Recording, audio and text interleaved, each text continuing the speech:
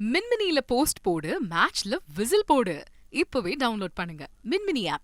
தொடர்ந்து செய்தியாளர் சதீஷ் மணி சதீஷ் மணி, இப்போ உச்சநீதிமன்றத்தில் பரபரப்பான வாதங்கள் இடம்பெற்று வருகிறது. தலைமை நீதிபதியுடைய கருத்துக்கள் என்ன?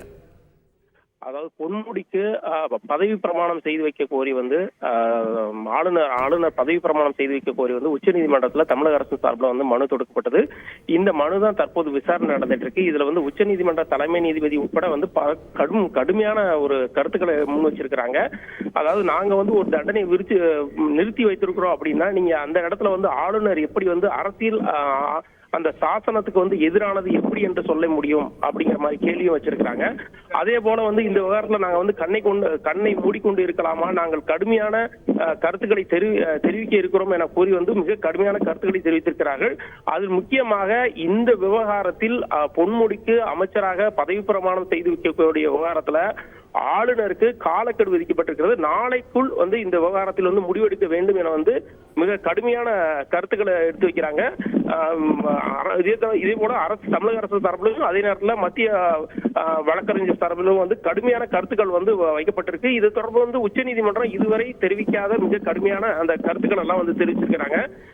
நாங்க உத்தரவிட்ட பிறகு நீங்க எப்படி அது அரசியல் அமைப்பு சாசன சட்டத்துக்கு எதிரானது அப்படின்னு நீங்க சொல்ல முடியும் அப்படிங்கிற மாதிரி ஆளுநருக்கு கடுமையான கேள்விகள் எல்லாம் முன் வச்சிருக்கிறாங்க. தொடர்ந்து அது தொடர்பான காரசார விவாதமானது தொடர்ந்து நடந்து கொண்டிருக்கிறது. ஓகே, உச்சநீதிமன்றத்தில் இன்று நடந்த விவாதத்தில் ஆளுநருடைய செயல்பாடுகள் மிகவும் கவலை தரக்கூடியவையாக இருக்கின்றன. குற்றவாளி என தீர்மானித்ததை உச்சநீதிமன்றம் நிறுத்தி வைத்த பிறகு ஆளுநருக்கு இதில் என்ன வேலை இருக்கிறது என்று தலைமை நீதிபதி கேள்வி எழுப்பியிருக்கிறார். இன்று இரவு வரை காலக்கெடு விதிக்கிறோம், நாளை உத்தரவு பிறப்பிக்கிறோம் என்று தலைமை நீதிபதி கூறியிருக்கிறார். ஆளுநரை ஏறக்குறைய கண்டிப்பதாக இந்த வார்த்தைகள், இந்த உத்தரவுகள் இருக்கிறது. ஒருவர் குற்றவாளி என்பதை நாங்கள் நிறுத்தி வைக்கிறோம் அப்படின்னா அதை எப்படி ஆளுநரால் நிறுத்தி வைக்க முடியும்? ஆளுநர் எப்படி அவருக்கு பதவி பிரமாணம் செய்து வைக்க மாட்டேன்னு சொல்லுவாரு அப்படின்றதை தான் மாற்று மொழிகளில் நீதிமன்றம் கேள்வியாக எழுப்புகிறது. ஒருத்தர் சட்டமன்ற உறுப்பினராக இருக்க முடியும் அப்படின்னா ஏன் அவர் அமைச்சராக இருக்க முடியாது அப்படின்றதும் கேள்வி. இதை நீதிமன்றம் நாங்கள் நிறுத்தி வைத்து இப்போது அவர் குற்றவாளி இல்லை என்பது பொருள்படுகிறது.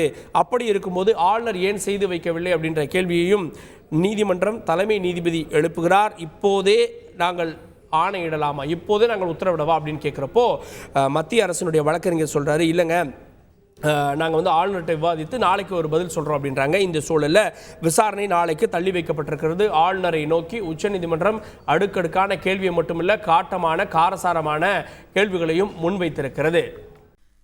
மின்மினியில போஸ்ட் போடு, மேட்ச்ல விசில் போடு. இப்பவே டவுன்லோட் பண்ணுங்க மின்மினி ஆப்.